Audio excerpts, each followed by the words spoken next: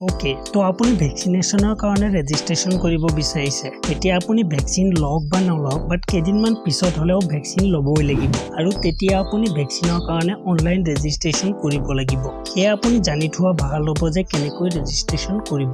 kowin.gov.in website আৰু উমং এপটোৰ পৰাও ভ্যাকসিনৰ কাৰণে ৰেজিষ্ট্ৰেচন কৰিব পাৰিব বাট আজি আমি আৰোগ্য সেতু এপটোৰ জৰিয়তে ৰেজিষ্ট্ৰেচন কৰিম যেহেতু আজি আমি আৰোগ্য সেতু এপটোৰ জৰিয়তে ৰেজিষ্ট্ৰেচন কৰিম সেই আৰোগ্য সেতু এপটো অন কৰি ল'ব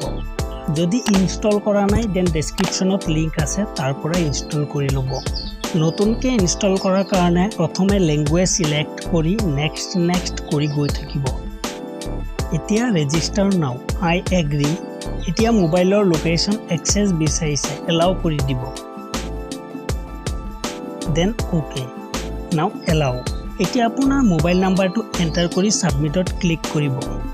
নাও আপোনাৰ মোবাইলত এটা ওটিপি আহিব এটো কপি কৰি ইয়াত পেষ্ট কৰি দিব then submit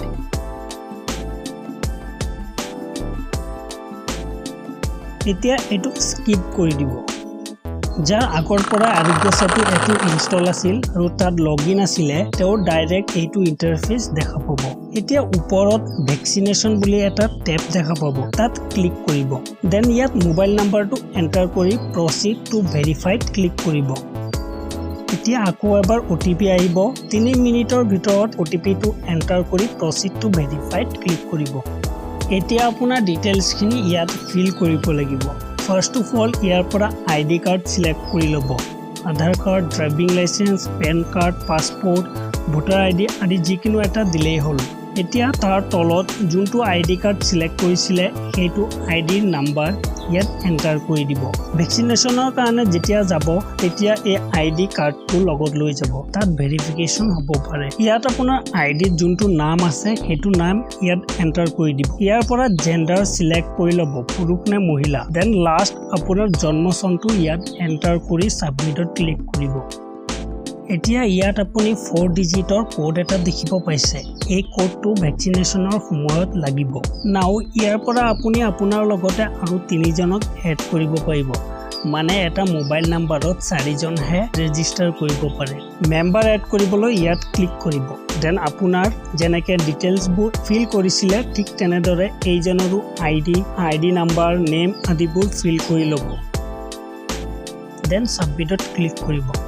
Now a calendar iconত click কৰি ইয়াত আপোনাৰ পিন কোড আৰু ইয়াৰ পৰা যোনটো তাৰিখে ভ্যাকসিনেশনৰ কাৰণে যাব বিচাৰে হেতু ডেট সিলেক্ট কৰি ল'ব আৰু ফ্ৰী কৰিব বিচাৰে নে পেড হেতু সিলেক্ট কৰি ফাইন্ড ভ্যাকসিনেশন সেন্টাৰ ইয়াত ক্লিক কৰিব কিছুমান সৰু জায়গাত ভ্যাকসিনেশন সেন্টাৰ अवेलेबल নাই হে যদি আপোনাৰ নো ভ্যাকসিনেশন সেন্টাৰ ফাউন্ড দেখায় তেতিয়া আপোনাৰ ওচৰৰ চহৰ বা নগৰৰ পিন কোড দি ট্ৰাই কৰিব সাৰ্চ কৰাৰ পাছত ইয়াৰ পৰা আপুনি যোনটো পিন কোড এন্টাৰ কৰিছিলে সেইটো পিন কোডত अवेलेबल সকলোবোৰ সেন্টাৰ ইয়াত শো কৰিব আৰু আপুনি ইয়াৰ পৰা এটা সিলেক্ট কৰি ল'ব মোৰ ক্ষেত্ৰত অনলি এটা ভ্যাকসিনেশন সেন্টাৰ अवेलेबल আছে হে মই এইটোকে সিলেক্ট কৰি ল'ম এতিয়া আপুনি যোনটো ডেট সিলেক্ট কৰিছিলে সেইটো ডেটত কেতিয়া ভ্যাকসিনেশনৰ কাৰণে যাব সেই টাইমটো ইয়াৰ পৰা সিলেক্ট কৰি ল'ব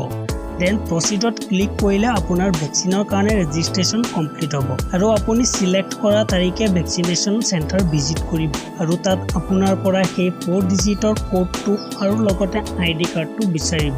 মই সিলেক্ট কৰিব নোৱাৰিম কাৰণ বৰ্তমান অনলি 45 প্লাস মানে 45 বছৰ বয়সৰ ওপৰৰ সকলকহে ভ্যাকসিন দিয়া হৈ আছে আৰু এটা কথা আপুনি ভ্যাকসিন লোৱাৰ সময়ত আপোনাক জনাই দিয়া হ'ব যে এই ভ্যাকসিনটোৰ ওপৰত বেছ কৰি আকৌ কিমান দিন পিছত ভ্যাকসিনেশনৰ কাৰণে যাব লাগিব মানে ভ্যাকসিন দুবাৰ ল'ব লাগে এতিয়া যদি ভিডিঅ'টো আপোনাৰ কিবা কামত আহিছে দেন সাবস্ক্ৰাইব কৰিবলৈ নাপাহৰিব